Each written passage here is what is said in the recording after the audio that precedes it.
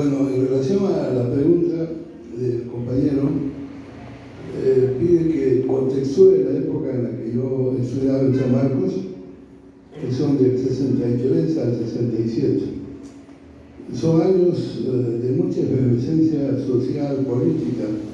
Es casi inmediatamente después de la Revolución Cubana, las acciones de Che Guevara, también Luis de la Puente Uceda, Hugo Blanco, es decir, todo el entorno, digamos, internacional americano está convulsionado. Más aún, a nivel mundial, está el deslinde de la lucha entre el maoísmo del pensamiento chino y el pensamiento socialista de los rusos. En este contexto, en San Marcos también había el deslinde entre el socialismo, el PER, y contra el APRA, que entonces tenía mucha presencia a nivel de la dirigencia estudiantil. Con este panorama político, yo fui alumno del doctor Pablo Macera. Él era un intelectual muy prestigiado, se había formado muchos años estudiando en Francia, en la Escuela Práctica de Altos Estudios, y tenía por costumbre invitar a su casa a los intelectuales que pasaban por el Perú, a Jean-Pierre, a Eric Hobsbawm, a Pierre Vilar, a Ruyot Romano. Y cada vez que invitaba a nuestros intelectuales, nos invitaba a sus alumnos, nosotros, para que conversáramos y lo conociéramos y nos acercáramos a ellos. En esas experiencias es que yo conocí a don Emilio Choi. Don Emilio Choi era un autodidacta, prácticamente es el continuador del pensamiento de Mariátegui, pero además era un señor muy activo, muy vehemente. Le decían incluso, como apodo de cariño, le decían Mosquín, porque decía, aunque sea un poco de Moscú y mucho de Pekín, ¿no? Entonces, porque no rechazaba totalmente ningún aporte de Mosquín, decía, de los dos socialismos hay que aprender y manejarlos. Pero era muy obsesivo, muy dogmático, antitrotskista feroz. Yo me acuerdo una vez estaba en San Marcos tratando de comprar un libro, Historia de la Revolución Rusa de un Trotsky, y me encuentro a Emilio hojeando el libro, y me dice, ¿pero qué haces? Acá había mirando ese libro de Trotsky para ver si puedo comprar. No, dijo, deja ese libro, porque ese libro te va a alienar, te va a destruir la conciencia. Esos son abortivos, hacen fracasar toda posibilidad productiva. Déjalo. Asustado yo lo dejé, no lo compré. Pasaron muchos años y estoy leyendo un libro, Conversación de Macera Basal, dos famosos historiadores. Y Macera le pregunta a Jorge Basal, el doctor, para usted, ¿cuál es el libro más importante que ha quedado para la cultura, para la política, como creación del siglo XX? Sin duda, dice, la historia de la Revolución Rusa de León Trotsky. Entonces yo dije, Emilio, me pegaste. Ya había muerto Emilio, me fui corriendo a la librería de viejos y conseguí pedir mucho un ejemplar que me permitió acercarme y leer de manera creativa este texto de Trotsky. Bueno, entonces, otros maestros han sido el resultado del Pino, y obviamente actualmente no hay paradigma, porque lo que existe es la corrupción, es una situación de tal manera triste que algunos han considerado al país como una sociedad cleptocrática. Todos los gobernantes se juntan para robar los tesoros y los bienes del pueblo. Entonces, ante un panorama tan oscuro, tan, digamos, antiético, ¿cómo repensar esto? Yo creo que lo que hacen aquí la gente de Editorial Ande es una tarea, granito de arena que va contribuyendo a favor del pensamiento crítico. Lo que hace José Carlos Mariátegui como museo es un espacio para debatir esos temas.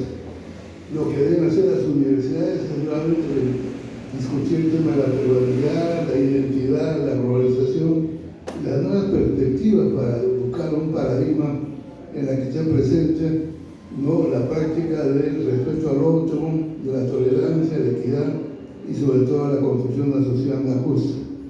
Lamentablemente nuestras autoridades no están en esa dirección.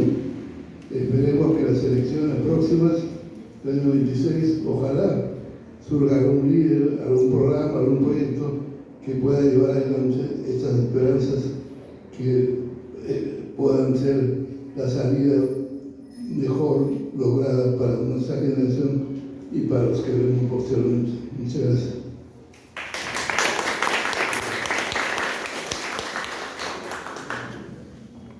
Y no palabras nada más para acabar, porque supongo que ya está cansado de tanta reflexión, en definitiva. Me preguntan acerca de cuál podría ser el paradigma hoy. Y es, lo primero que hay que aceptar es que la pregunta es sumamente compleja. Y la pregunta es compleja porque la realidad es compleja. Es decir, la complejidad no nos viene de que nos hayamos complicado la mente, y cuando miramos la realidad la vemos compleja. No, la realidad se ha vuelto compleja, enormemente compleja, y por lo tanto, solo desde la complejidad podemos entenderla. O sea, si nosotros usamos un pensamiento simple para entender lo complejo, evidentemente no lo vamos a entender, porque la primacía en el mundo del pensamiento, la primacía la tiene la realidad, la primacía no la tiene el pensamiento, la primacía la tiene la realidad. Por lo tanto, es a partir de la realidad es que tenemos, partimos de una realidad sumamente compleja, como de hecho lo es, y con esta complejidad tiene que ver naturalmente todo el fenómeno de la globalización, todo el fenómeno de la globalidad. Entonces, solo a partir de ahí podemos comenzar a arañar la posibilidad de crear liderazgo, de hacer propuestas, etc. En esa complejidad, no olviden nunca que tenemos que incluir a un compañero permanente, del cual no podemos prescindir, que es la Tierra, el planeta. ¿No es cierto?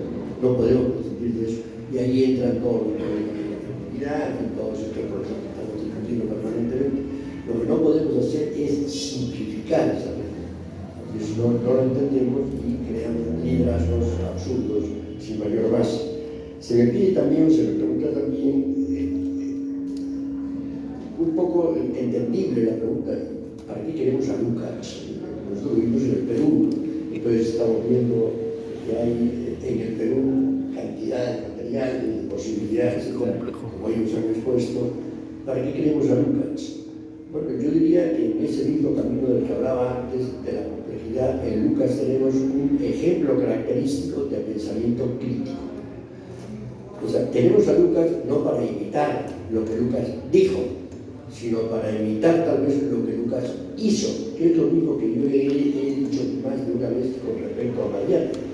Lo que hay que hacer con Mariátegui no es repetirlo, sino hacer lo que él hizo. Y lo que él hizo fue pensar la realidad, pensar desde la realidad, pensar el Perú. ¿No es cierto? Es la realidad concreta.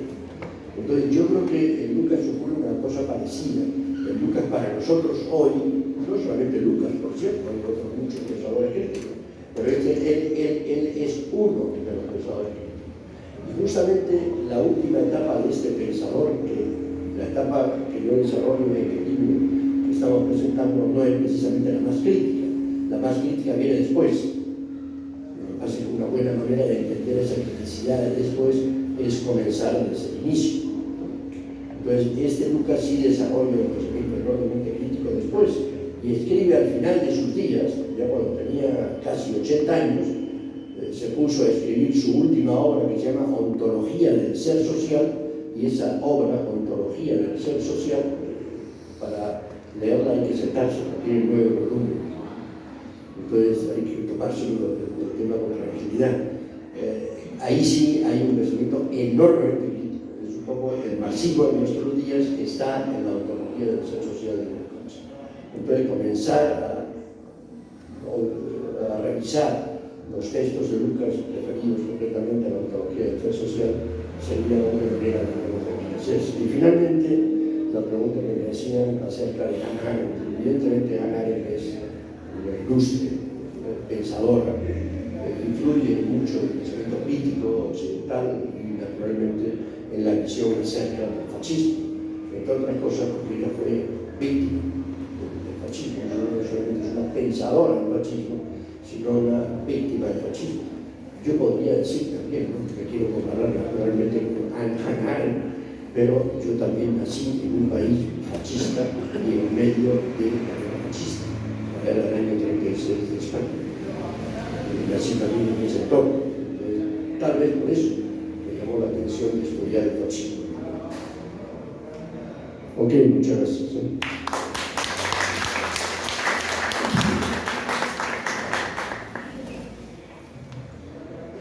Bueno, las preguntas que se han dirigido a mí me ponen en un tema realmente complejo que tendría varias aristas, ¿no? Pero les voy a dar mi opinión, que de repente va a ser muy polémica para ustedes. Yo tengo la idea, quizá hice el mérito de Ande, como de quienes estudian y están reestudiando a Mariátegui, poniendo en pie el verdadero Mariátegui, que en el caso de nuestro país hemos seguido una estrategia totalmente ajena a nuestra realidad. Como decía el profesor Soria, Mariátegui tuvo claro, ustedes lo pueden ver, que él no tenía el marxismo como una especie de gredillo con reglas exactas para todos los países, sino que la revolución se hacía conforme a la realidad que él encontraba, y de acuerdo a ello se generaba la estrategia. Este problema de pensar con cabeza propia le trajo problemas a Mariátegui, ¿no?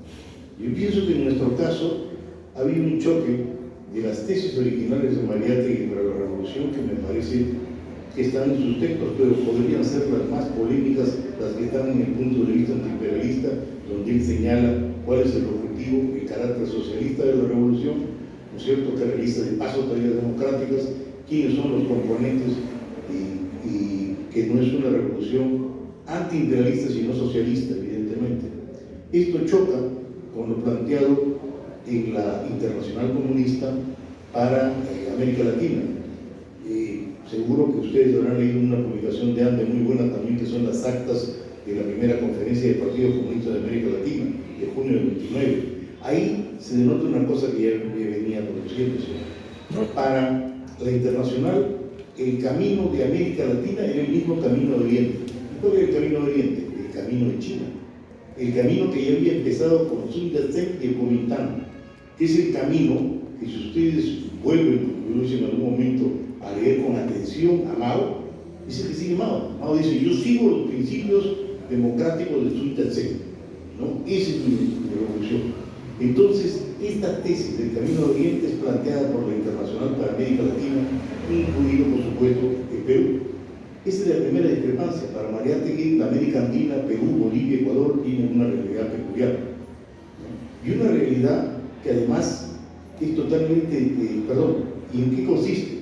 Que para China en ese momento se estaba peleando la integración de la burguesía nacional dentro de una revolución antiimperialista. Y era lógico, China luchaba para echar fuera al invasor manchú, luego para el invasor japonés. Era una lucha nacional, ¿no es cierto?, para expulsar al invasor. En el caso de la época de Mariátegui no teníamos ningún invasor. Nuestra tarea era una tarea socialista, luchar contra la burguesía. Entonces, pero se copió mecánicamente y se siguió las directivas de la Internacional. Esta diferencia le costó a Mariátegui ser echado a un lado, ¿no? Creo que ustedes saben que las obras de Mariátegui no fueron publicadas por el partido que además cambió su nombre cuando murió Mariátegui recién en el 30, Mariátegui murió en el 28. Entonces, lean ustedes las publicaciones del Partido Comunista del Perú, sección de la Internacional Comunista. Mariátegui no llegó a ser marxista, no llegó a ser socialista, se quedó en el aprismo, era subjetivo, era pequeño burgués. En el año 40, Mirochevsky, teórico de la Internacional, también fustiga a Mariátegui. En el año 40, imagínense. Mariátegui ha venido a ser recuperado después al muerto le han pasado unas palmaditas y le han dicho: no, nunca hubo discrepancia. Hubo diferencia realmente, y por eso es que Mariátegui, sus tesis fueron echadas a su lado. En el año 42, que se produce el primer congreso del partido, no se toma la tesis de Mariátegui, se toma la tesis de una revolución democrática nacional democrática, no socialista, de alguna manera, como planteó Mariátegui. Entonces nos hemos alejado de esa revolución, de ese planteamiento.